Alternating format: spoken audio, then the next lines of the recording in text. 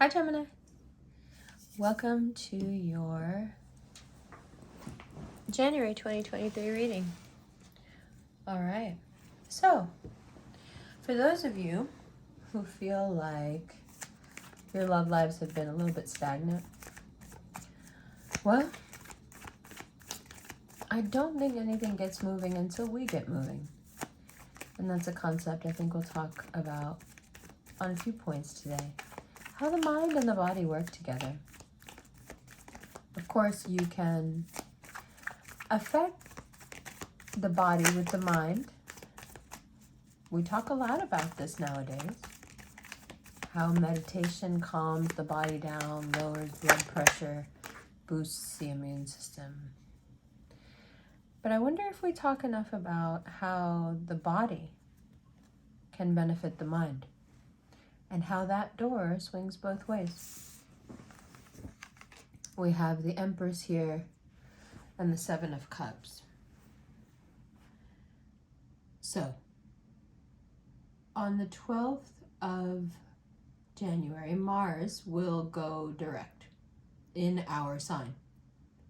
On the 18th, 6 days later, Mercury will station direct in Capricorn. This time, from now until the 18th, it's a time of great healing for us. There's been a lot of confusion. There has been loss. There has been lack of sense of self, loss of sense of self. This stagnation for which we're seeking emotional release, physical release. It's part of this healing process. So what is it that we learn that precipitates this need to have this purge? After the 18th, it dawns on us, quite out of the confusion, just a simple thing. But it cleanly puts into perspective and gives us the insight we've been missing as to why. Whatever that big relationship why is that you've been walking around with, whether it's some leftover, some remnant of a question about a previous relationship, whether it's something deeper, a question you have about yourself and what you're like in relationships. That why. Why was I so different before? Why am I so different from the way I used to be then? We figure out something about our mojo, and not a second too soon, because Venus will be moving into Aquarius on the 3rd, so in 2 days, and it'll be there until the 27th of January. The why. That will start to make sense. The haze will start to lift, and you will be able to think your way through it. Now, you may not like where it takes you for a moment. That time of great healing, it's necessary because Mars went retrograde in our sign, and it really did show us all the ways that our actions needed to be reorganized, how our priorities were out of whack, how we were spending money in the wrong ways, how we were holding on to the wrong people, how we had valued the wrong things. Once you have all that information and the feelings that now go with it, there's a lot of regret. There's coming to terms with things. There's sorrow, there's grief, there's loss. There's disappointment directed at self, which can be really hard. And then we have to kind of sit with that because these are all things from the past. It's not something that we can go back there and change. But my point is, that in the moving forward and the absorption and use of that knowledge and moving forward and doing differently and moving your body and, you know, going and doing things that create cathartic experiences for you, this will put in motion something that otherwise can remain stagnant within you. Because, okay, we're addressing the stagnation in our love lives, but just having the information isn't that just going to add to the stagnation? It's just going to add to the heavy if there's no impetus to move forward and do something with it. And I think the impetus, a very healthy one, would be wanting the physical release, needing the emotional release. So prompting yourself to do things that you know, like working out and sweating a bunch, or going dancing, or going and watching a play or a movie that you know will absolutely have you, you know, shredded and in tears. And doing deep meditation work, right? Working up a sweat, however, creating stuff, indulging in art, creating art, looking at art. This will tap into the part of you that needs the pressure taken off, that has been dealing with a lot of confusion.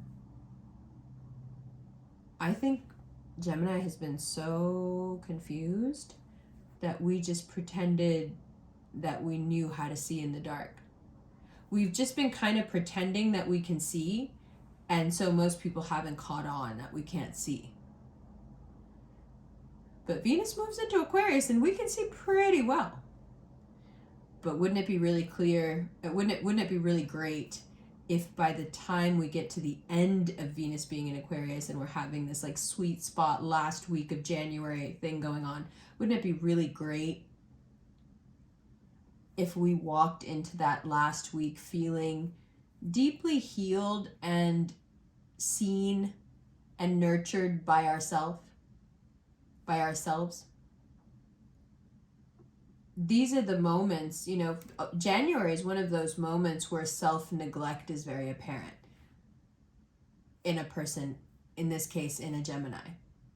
Because you need so much time for yourself this month. You need to be really gracious with yourself and soft and allow, you know, tears and realizations, and because it's all your body releasing. I was blown away, and I think I've mentioned this several times now, I was blown away by the fact that one of the quickest way to lower, your cortisol is through crying. Wow. So when you need space, when you need grace, when you need to express all sorts of emotions, and maybe they don't have a reason, and maybe you can't pinpoint exactly why you're crying or what the deal is or what's wrong, perhaps try in January not to ask any of those questions at all. And just allow yourself to feel things and allow yourself to cry, and not try to think about it and not try to make sense of it and not try to in some way intellectualize it, and just let it happen. And just trust that it is the remnants of all this realization that you've been having while Mercury and Mars were both retrograde. And it's you taking the insights that you've gleaned from it and been like, okay, these are the jewels, these are the gems, and everything else has to go. And all the rest of it needs a way out. And it's gonna, you know, get stuck in your body, get stuck in your mind, get stuck in your emotions. And it's your job now to keep yourself super fluid and, you know, drink lots of water, working out, maintaining a happy mood, meditating, letting yourself cry, putting yourself in situations where you know you're going to have an emotional reaction, prompting those cathartic moments. These are all the things you can do to properly utilize and give yourself that time of healing that's required for you right now. So you walk out of January feeling like, yeah, I'm not neglected, and I feel seen and nurtured and cared for, and that makes me feel strong and secure and solid inside. Not something we can say every month, right? So the Page of Wands, another read of that is also just being really, really honest. And I can tell you just from what's going on astrologically for everyone, that the only way to get out of January unscathed and not embarrass yourself, and this goes for every sign, is to just be brutally honest or say nothing. Do not tell white lies to make people feel better. Do not just acquiesce to things that you know aren't true just because you don't want to make a problem. It's better then that you excuse yourself and disappear and say nothing than it is to like jump on somebody else's train. Don't do that, because these are runaway trains. It's crazy right now. Just be super honest. Don't vouch for anybody. Keep to yourself. You know, if someone's not asking, don't say anything. If someone asks something, give them as much of an answer as they need and not more. Don't run your mouth, okay? Now, the second half of January is important. The first half of January, if you want to talk about it, why is it a time of healing? Let's get that out of the way if you want to talk about it. It's healing because what your mind has been processing with Mars retrograde, Mercury retrograde is like just how bad some people fucked you over. And I don't think you really understood the extent of it. Not really. Like you did, but it was also, I still think that you were giving lots of benefits, benefits of the doubt. And there was just none to give there. But you gave it anyway, and I think sometimes we feel as Gemini that if we're truly a good enough person, the other person will be shamed into being a good person and will come to their senses and realize that we are all a community and we have to live together. And yeah, no. People don't realize anything like that. They don't care. So, excuse me. You're dealing with the processing of quite some treachery and pain, right? Now, on the other side of that is a lot of romance, baby. Ooh. This is very cute, I have to say. It's very cute. It's very like, could I believe in love again? I might just maybe believe in love again. But you've got to be really careful, because the spice and the sazon can very easily turn into I'm out of here if you start acting like someone you met a couple of days ago is now your significant other, and now you're going to act like crazy and jealous, etc., etc. You know the things that we be doing. Please don't do any of that stuff. Just be normal. Don't come on too strong. If somebody likes you, let them like you. If they like you enough, they will continue to like you. If you want them to like you a lot, be a little bit mysterious. But whatever you do, do not run towards them at full speed, because it will frighten them away. Whomever you end up linking up with right now is deeply afraid of attaching to someone, just like you are deeply afraid of attaching to someone. So just treat them the way you would want someone to treat you. With your high ick reflex, just act like someone that you would want around you and that wouldn't ick you out. And then do that. Okay? So when you start to feel something for someone, you have this funny habit of turning it immediately into paranoia, because you're trying to keep yourself safe, but you're also trying to keep the connection safe because you realize how rare it is. So you're already over the moon that it's even happening. Haha moon. But then also you're like, oh my God, immediately I'm paranoid. I want to know, is he hiding something? What is there that I don't know? I want to know all the things. You know, especially if I'm going to plant seeds with it. No. And that's a big mistake. No matter how amazing said connection here is, no matter how, like, it could be biblical proportions, it was foretold, I always knew, it could be all of that. But if you act jealous or clingy or both, which means crazy in like dating world, that won't matter. That will disappear. So you know what I would say? Don't be demanding. Don't be jealous. Don't be a pain in the ass. Just wait a month. Wait a month and then do it. Play along for a month and then do it. But in general, if you're not, it stands to be said that if you're not really in love, then you can't accuse anyone else of doing anything because they're not really in love. But this looks like it could be a real thing. And this moment you feel that spark of something real, it's like you're ready to just abandon everything and run towards the, you see what I'm saying? Don't do that. For the sake of the connection and the love that you feel, don't do that. Okay? Don't do that. People, we'll wrap up the general with this and we'll get right into the extended. I'm going to tell you exactly what we are looking at in the extended. I'm going to give you a little rundown of exactly what we're going to be talking about. Okay?